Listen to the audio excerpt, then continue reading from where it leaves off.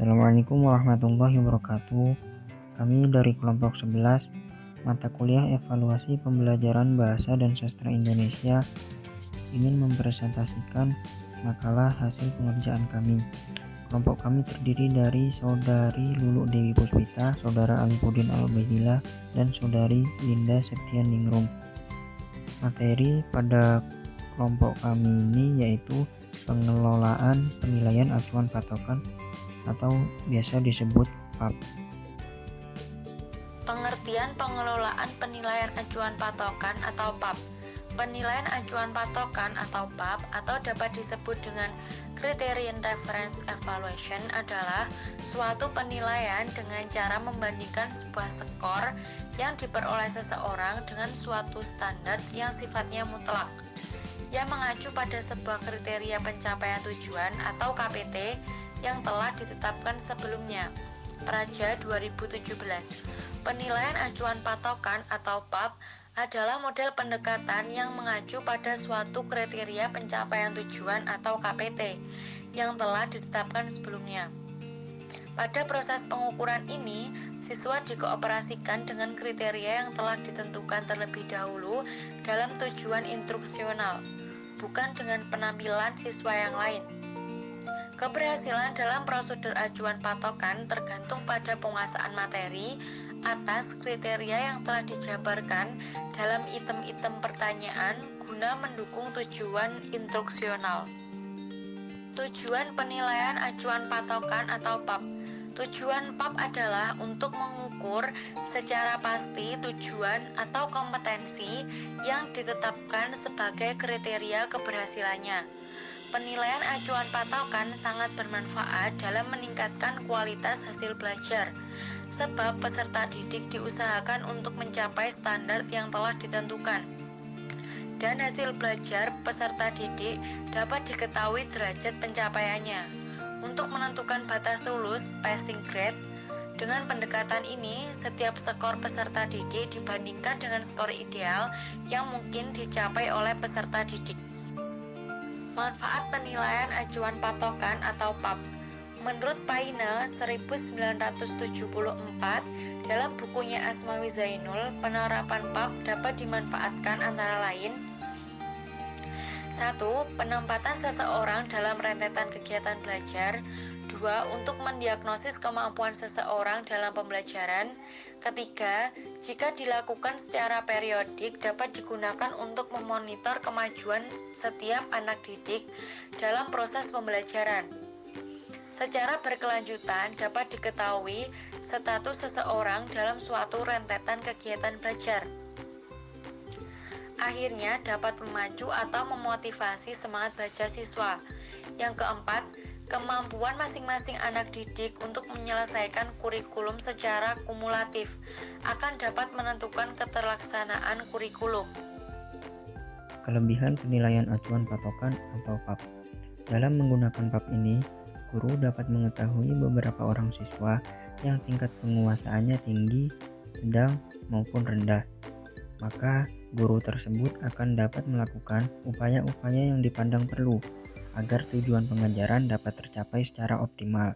Yang kedua, dalam pengukuran ini, siswa dikomparasikan dengan kriteria yang telah ditentukan terlebih dahulu dalam tujuan instruksional, bukan dengan penampilan siswa yang lain. Keberhasilan dalam prosedur acuan patokan tergantung pada penguasaan materi atas kriteria yang telah dijabarkan dalam item-item pertanyaan guna mendukung tujuan instruksional. Yang ketiga, dengan PAP, setiap individu dapat diketahui apa yang telah dan belum dikuasainya. Bimbingan individual untuk meningkatkan penguasaan siswa terhadap materi pelajaran dapat dirancang. Demikian pula untuk memantapkan apa yang telah dikuasainya dapat dikembangkan. Yang keempat, guru dan setiap peserta didik mendapat manfaat dari adanya PAP.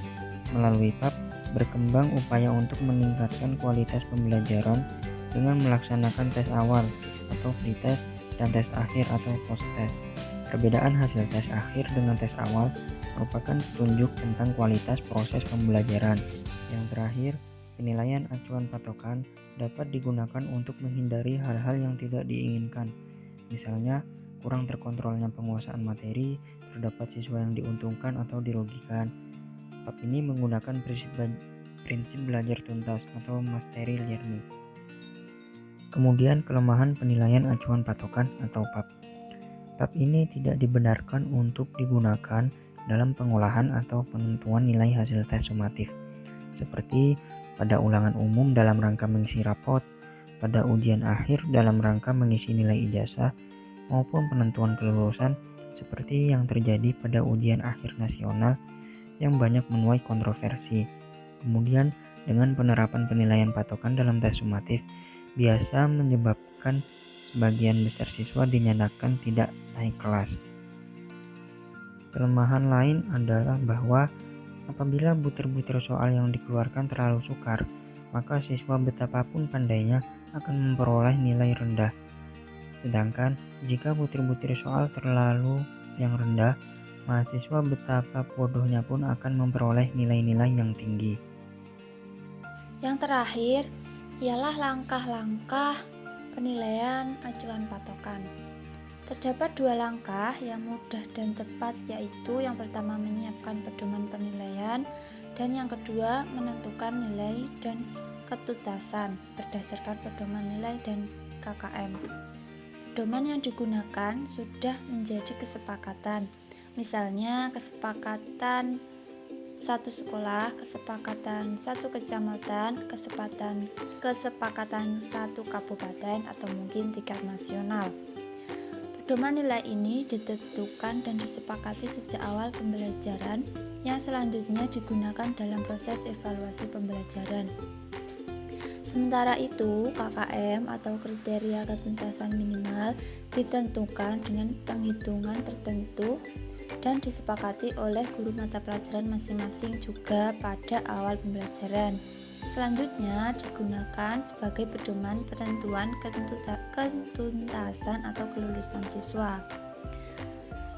Berdasarkan pedoman penilaian pada tabel di atas, nilai siswa sebesar 63 berarti masuk kategori nilai D atau kurang. Selanjutnya 69 masuk kategori D atau kurang. Kemudian 79 masuk kategori C atau cukup, dan seterusnya.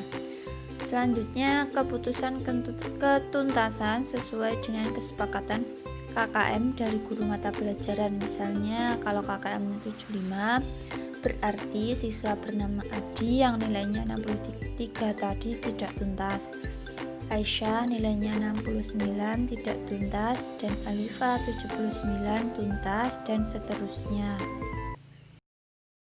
Sekian presentasi dari kami. Terima kasih telah menyimak penjelasan materi tersebut. Apabila ada salah kata mohon dimaafkan. Wassalamualaikum warahmatullahi wabarakatuh.